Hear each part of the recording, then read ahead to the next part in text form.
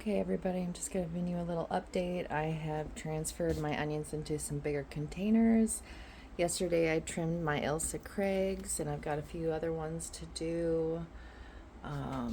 Second row here, I have some leeks.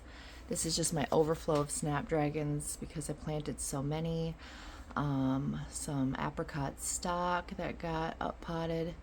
I just had so many in each cell, so I just gave them all their own little cell. And then down here is some of my eucalyptus and calendula, and back there is some torchy mint lavender. I would come over here, and this is what I was talking about with my snapdragons. I planted so many, so you can see there's like 4 to 5 in each cell, so I'm just giving them their own space. So that's what I'm working on today. And then my peppers got a bigger cell too. We up potted those. Those are looking really, really good.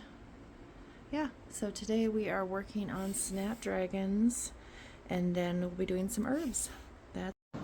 Okay, here I'm almost done up potting these little snapdragon babies. I'm just showing you how I do it. Like I said, there's 1, 2, 3, 4, 5 in this little cell. So I'm just gonna pull that out here. It's kind of hard to do with one hand.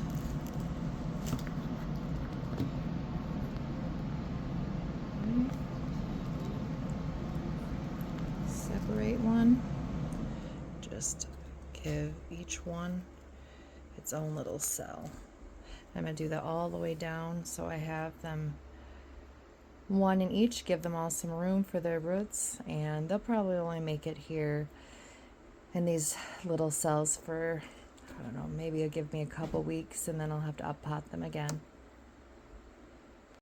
Okay, now that we got all the snapdragons potted up, I coated them with a little bit of vermiculite.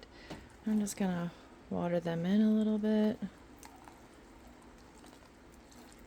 and get the dirt nice and suction around that root.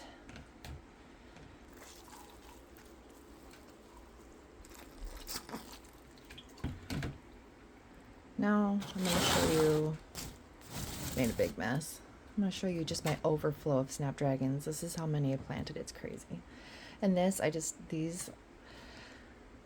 don't have, I'll have the room, but I just don't want to use any more tray space. So I'm just going to, I think, put them in just this larger container here and spread them out a little bit, and hopefully they make it to the garden season, but I think I'll have plenty regardless.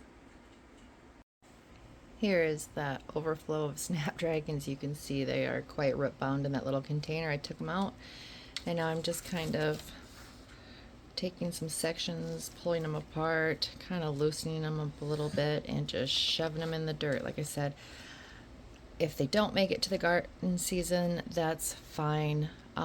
This is just an overflow. I don't like anything to, I don't want to just throw it away. So we'll see what makes it out there. I have plenty, but yeah, that's what we're doing. I'll get back to you here when I'm done with that. Okay, is it perfect? No, but better. You'd be surprised what will thrive. Plants want to grow. So like I said, this is just, we'll see what wants to survive in this smaller pot. I probably have about, I don't know, 80 snapdragons. So if these make it, then we'll just put them in and wherever there's a space, so I can have snapdragons everywhere. 3 different varieties, so we're just going to call this a snapdragon mix. Okay, these are the herbs I'm going to get started here. We have oregano, thyme, parsley, marjoram, purple ruffles by Jung Seeds, some plain Genovese basil, papalo, and cilantro dwarf lemon. I just want to start a few seeds because they can handle some frost, so I want to be able to put those out in the next maybe month here, just because I'm really excited to taste those. So let's get some seeds in the dirt here. You guys, look how small oregano seeds are. Oh my gosh, they're tiny. That's parsley. That is thyme. Marjoram. These are the dwarf lemon cilantro seeds. These are the butterfly papalo seeds.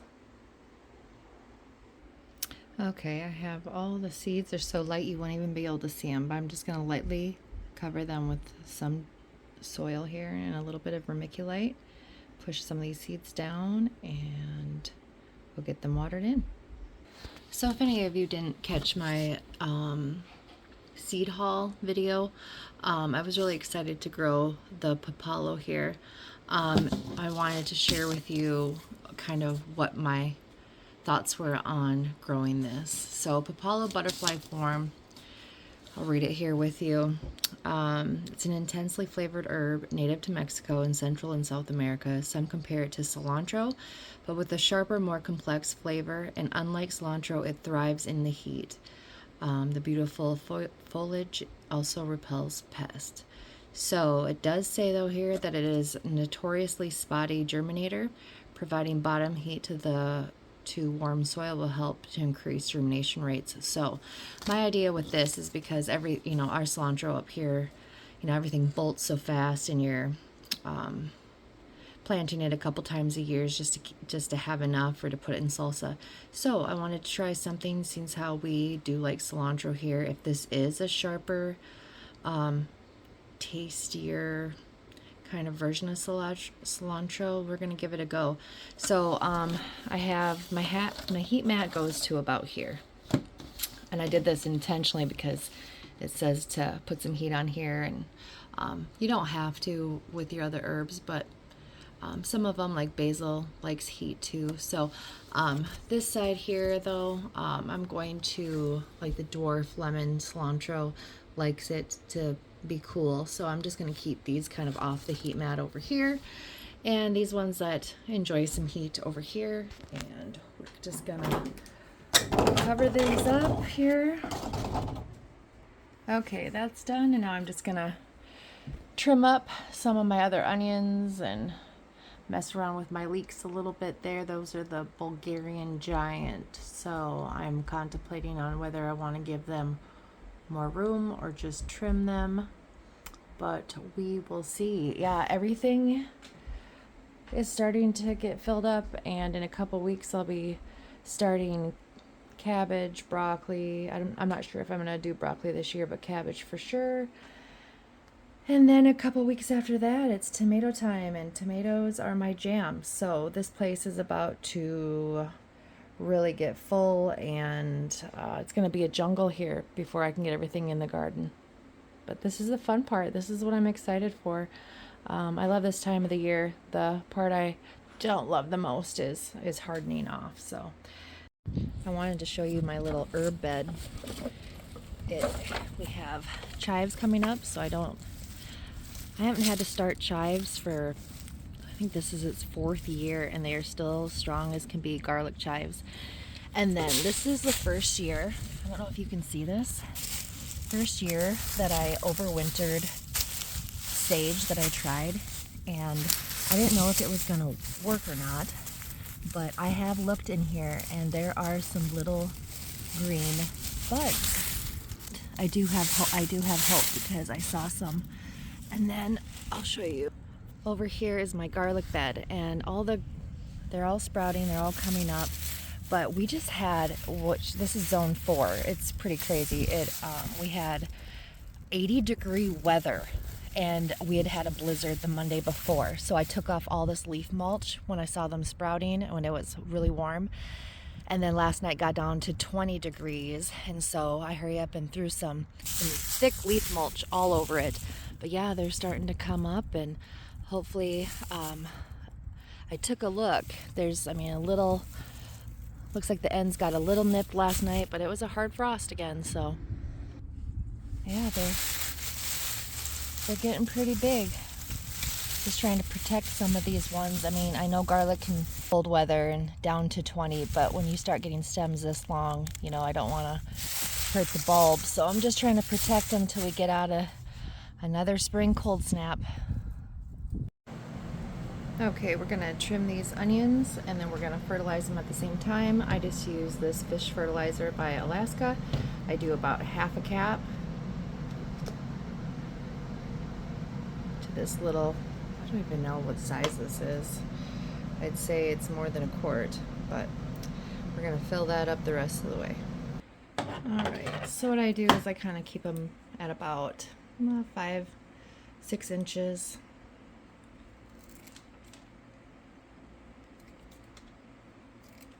Nothing perfect, we just want to keep them strong and sturdy and let them work on getting bigger. I have done it both ways where I did not trim them and I did trim them, but just for the sake of keeping them kind of controlled without them flopping out all over the place while the bulbs get bigger before they transplant. This is just what I like to do. Okay, onions are all trimmed and I have my diluted fish fertilizer, and I'm just gonna fill up this tray and let these guys have a nice big drink.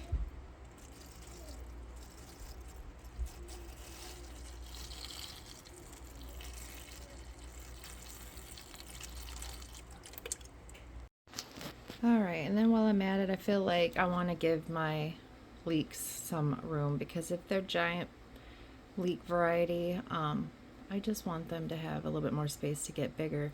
You can see how big the roots are already on these guys. So let's get those potted up too. Here's my little overview of what I've done today. I gave all of my snapdragons one little home because they were crowded. I trimmed off my onions. This is the overflow of snapdragons we just put in a bigger container. What makes it, because I have plenty. Then I put my Bulgarian giant leeks in 3-inch pots. There's 3 in each one, and that will be their homes until they go into the garden.